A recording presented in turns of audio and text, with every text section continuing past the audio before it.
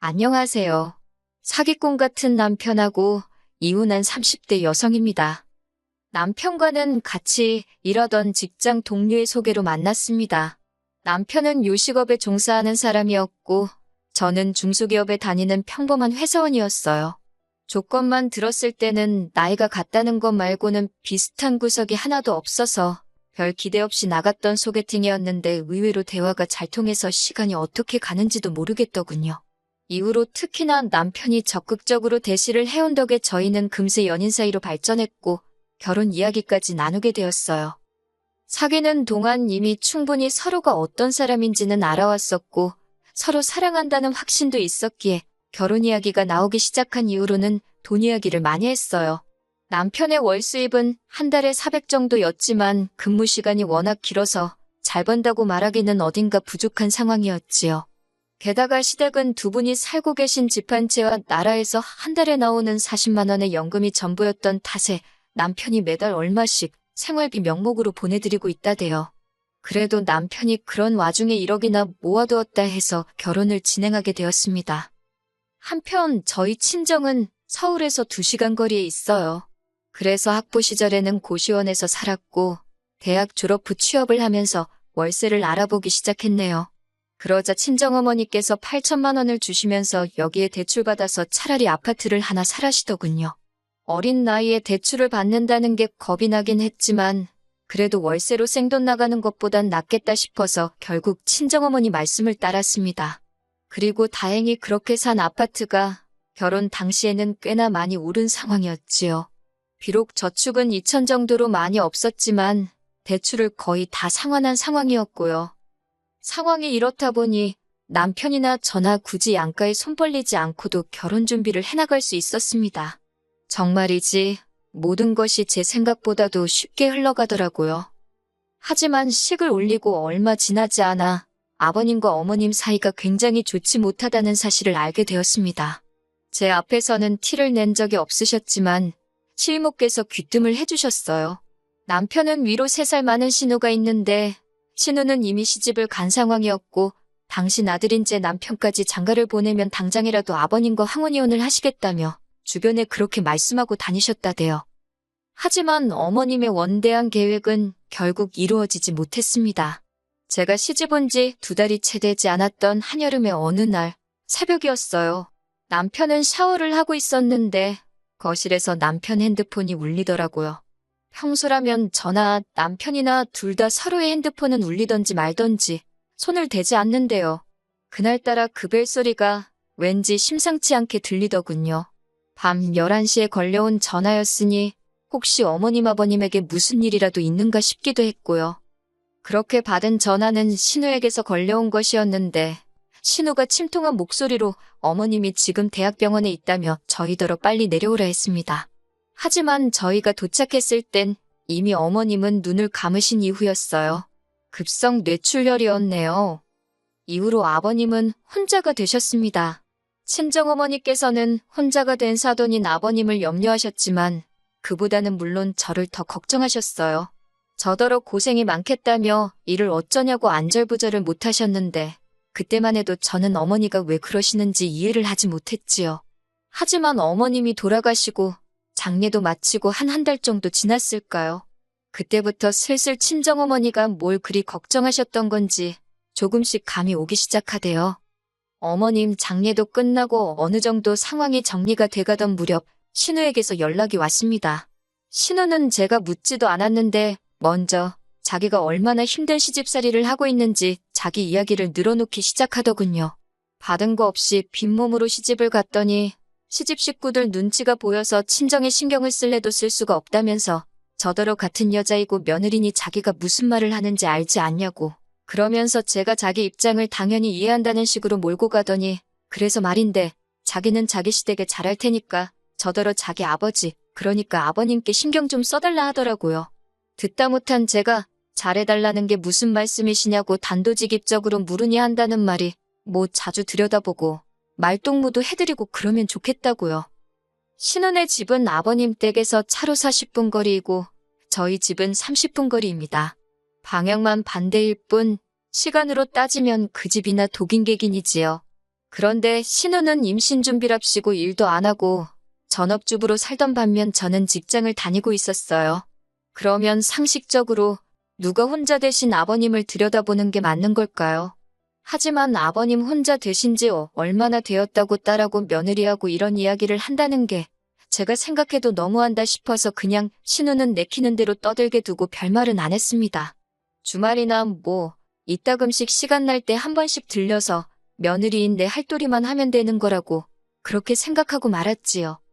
그리고 실제로 이후로 한 달에 2번 정도는 아버님 댁을 찾았고 그럴 때마다 빈손으로 가는 일은 없었습니다. 반찬이며 국이며 한 이틀 잡고 열심히 만들어서 가져다 놓고 아버님 모시고 인근으로 드라이브도 나가고 했지요. 친구분들하고 한 번씩 맛있는 것도 사드시라고 용돈도 1, 20만 원 챙겨드리고 솔직히 저희가 애가 없었으니 아주 빡빡한 살림살이는 아니었거든요. 그래서 좀 더 여유 있게 신경 써드릴 수 있었어요. 그렇다고 생색을 내자는 건 아니었지만 저희도 저희 딴에는 최선을 다한 거지요. 그런데 호의가 계속되면 호구인 줄 안다, 권리인 줄 안다. 정말 사람들이 그렇게 생각하겠냐 싶었는데 정말 그렇게 생각하더라고요. 처음엔 그런 저희 마음 씀씀이에 고마워하던 남편도 언젠가부터는 고맙다는 말 대신 이번엔 이것밖에 없냐는 식으로 말을 하더라니까요. 한 번은 제가 밑반찬을 4가지 정도 만들고 국은 2가지 종류를 끓였는데 남편이 보더니 이거 가지고 며칠이나 드시겠냐면서 요새 드라마 많이 보더니 그 시간에 하나 정도는 더 할 수 있지 않았겠냐입니다. 그 소리를 듣는데 순간 말 그대로 짜증이 나더라고요. 드라마를 보든 잠을 자든 내 마음이고 반찬을 하는 것도 내 마음인데 그렇게 내가 뭐 하는지 감시하고 있을 시간에 당신이 반찬 하나라도 더하지 그랬냐고 쏘아붙여버렸습니다. 그랬더니 남편이 그제서야 한다는 소리가 자기는 농담한 거라는데 농담이나 마나 얼마나 재수가 없던지요. 그러다 아버님의 생신이 돌아왔습니다. 그런데 생신을 일주일 앞둔 시점까지도 남편도 그렇고 신우도 그렇고 가타부타 어떻게 하자는 말이 없더라고요. 꼭 저 혼자서만 어떻게 해야 할지 고민을 하는 기분이었어요. 그래도 어머님이 돌아가신 이후로 처음 맞는 아버님 생신이기도 했고 어머님이 살아계셨다면 미역국에 이것저것 챙겨드리지 않았을까 싶어서 신우에게 아버님 댁으로 오라 했습니다. 거기서 제가 미역국도 끓이고 불고기도 하고 기본적인 생일상은 차렸네요. 그런데 해놓고도 기분이 좋지는 않았습니다. 솔직히 제가 생색내고 싶어서 한 건 아니었지만 누구 하나 수고했다, 고생했다 하는 사람이 없더라고요. 마치 당연히 제 일이었다는 듯 아버님은 심지어 당신은 소고기 미역국보다 홍합 미역국을 더 좋아한다면서 몇 수저 들지도 않으시대요. 아니, 누가 저한테 아버님 홍합 미역국 좋아한다고 알려준 사람이 있기란가. 그렇다고 제가 무슨 사전 조사라도 했어야 하는 건지 허탈하고 허무하더라니까요. 그래서 이후로는 솔직히 그간 반찬이고 뭐고 아버님 댁에 해가던 것들을 서서히 줄였습니다. 그 무렵 직장에서 승진을 하면서 일이 많아지기도 했고요. 다른 사람들이 어떻게 생각할지 모르겠지만 어찌됐건 저한테는 제 일과 가정이 먼저였지 아버님을 챙겨드리는 건 어디까지나 제 호의로 하는 일이었으니까요. 그렇게 한 달쯤 지났을 무렵 또다시 신우에게서 연락이 왔습니다. 자기가 엊그제 아버님 댁에 다녀왔는데 냉장고도 텅텅 비어있고 빨래도 쌓여있고 청소도 하나도 안 되어 있더라면서 그래서 자기가 그거 다 해놓고 나오느라 죽는 줄 알았다고 어찌나 앓는 소리를 하던지요. 그런 신우에게 저는 그러셨나고 고생 많이 하셨다 했습니다. 그랬더니 신우가 한다는 말이 자기가 제 할 일을 대신 해준 거라는데 황당하더라고요. 제가 신우더러 그게 왜 제 할 일이냐 하니까 신우가 그럼 시아버지를 며느리가 챙기지 누가 챙기냐고 그래요. 어찌나 뻔뻔하게 말하는지 순간 신우가 머리에 총 맞았나 그런 생각이 들더라니까요. 결국 신우더러 아버님이 저하고 피 한 방울이 섞이길 하셨냐, 아버님이 저를 키우기를 하셨냐, 아버님 은혜를 입은 언니든 아니면 제 남편이든 두 사람이 챙겨야지.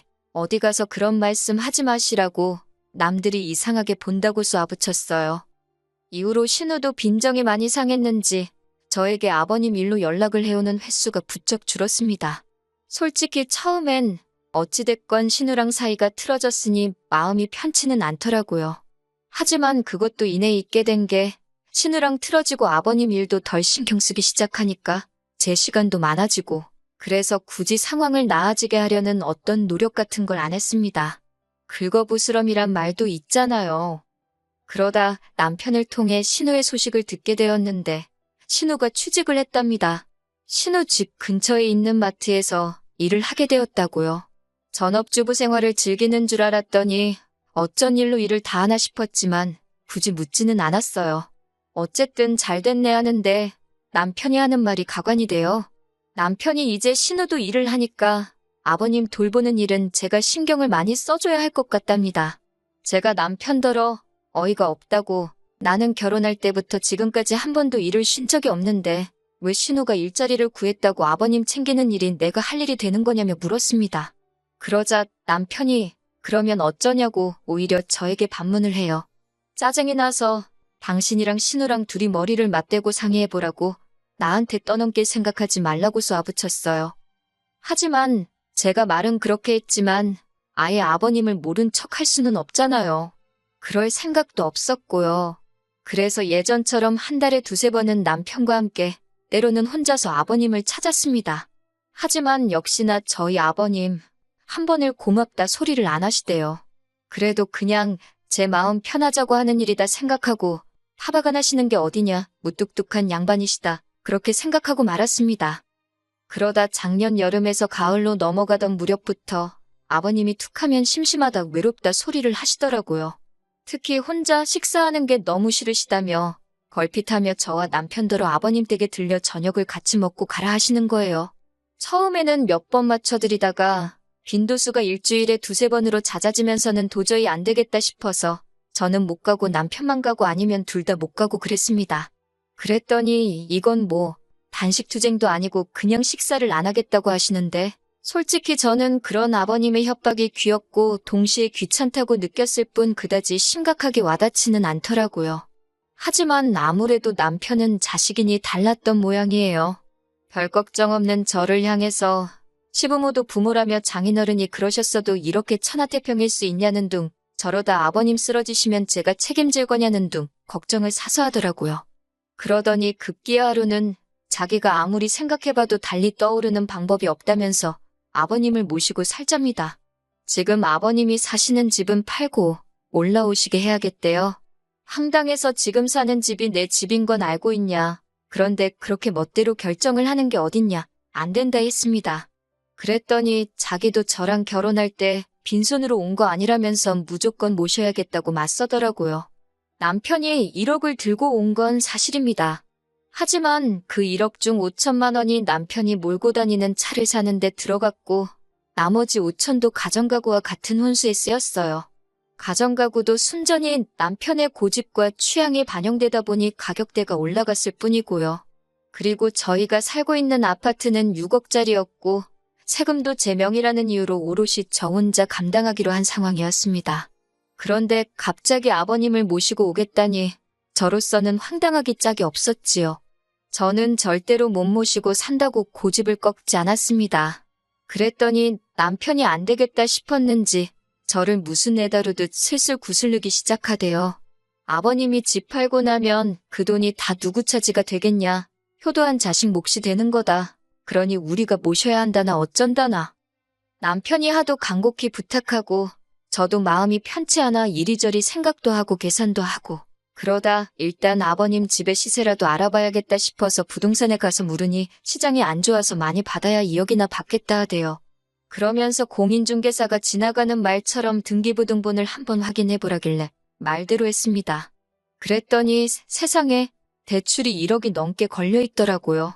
어이가 없어서 저는 그날 밤 남편더러 대출부터 시작해서 제가 알게 된 사실들을 이야기했습니다. 그런데 남편 반응이 생각보다 뜨뜻미지근한 게 마치 알고 있던 사람 같더라고요. 그러더니 순간 뭔가 제 뒤통수를 강하게 후려치는 느낌이 들었고 제가 남편에게 아버님이 받으신 대출이 혹시 당신이 결혼할 때 모았다며 들고 온 돈이냐 물었습니다. 그랬더니 남편이 아니라고 부정을 안 하더라고요. 그리고 얼마간의 시간이 흘렀을까요? 남편이 난데없이 미안하다 하더니 그래도 1억 전부는 아니고 3천은 자기가 모은 돈이 맞답니다. 황당하고 기가 차서 뭐라고 대꾸해야 할지도 모르겠더군요. 그런 저를 향해 남편이 한다는 말이 이제 저도 자기가 왜 아버님을 모시고 살자 하는지 좀 이해가 되지 않냐면서 우리가 결혼할 때 받은 것도 있으니 우리가 쓴 돈 갚는다 생각하고 모시고 살잡니다. 그놈의 우리가 소리를 얼마나 해대던지 화가 머리끝까지 난 제가 우리가 소리 한 번만 더 하면 입을 찢어놓겠다 했어요. 그리고 우리는 무슨 우리 개풀 뜯어먹는 소리 하지 말라고 애시당초 당신이 모아둔 돈이 3천밖에 없다 했으면 결혼을 좀 미루더라도 기다렸을 거라고 나한테 거짓말 친 것도 부족해서 책임은 같이 지자니 무슨 사람이 일이 뻔뻔하냐고 따지고 들었습니다. 이후로 남편은 저를 너무 사랑해서 그랬다. 놓칠까봐 무서웠다. 온갖 가머니설로 제 마음을 돌려놓으려고 하더라고요. 하지만 생각할수록 남편이 괘씸하고 그렇다고 혼자 지내실 아버님을 모른 척 하자니 제 마음이 너무 불편해서 말 그대로 이 꼴저 꼴 안 보고 지내는 게 최선이겠다 싶더라고요. 그래서 남편에게 헤어지자 했습니다. 겨우 2년 살고 이렇게 끝을 볼 줄 알았다면 처음부터 시작도 하지 않았을 거라는 원망을 퍼붓고는 끝내자 했어요. 남편은 아버님 모시고 살자 소리는 다시 안 하겠다며 자기의 진심을 알아달라고 말 그대로 제 바짓가랑이를 잡고 늘어졌지만 제가 제 성격에 끌려다니게 될 걸 너무 잘 알았기에 냉정하게 뿌리쳤네요. 결국 남편은 제 집에서 나갔고 위자료는 따로 오가지 않았습니다. 가져온 1억에서 남편 차값과 결혼식 비용 그리고 남편이 우겨서 산 가정가구 등을 제외하고 나니 한 1,000만 원 정도 남더라고요.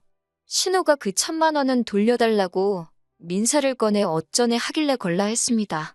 이 부분은 앞으로 어떻게 될지 모르겠는데 적어도 저도 당하고만 있지는 않겠다는 생각이에요.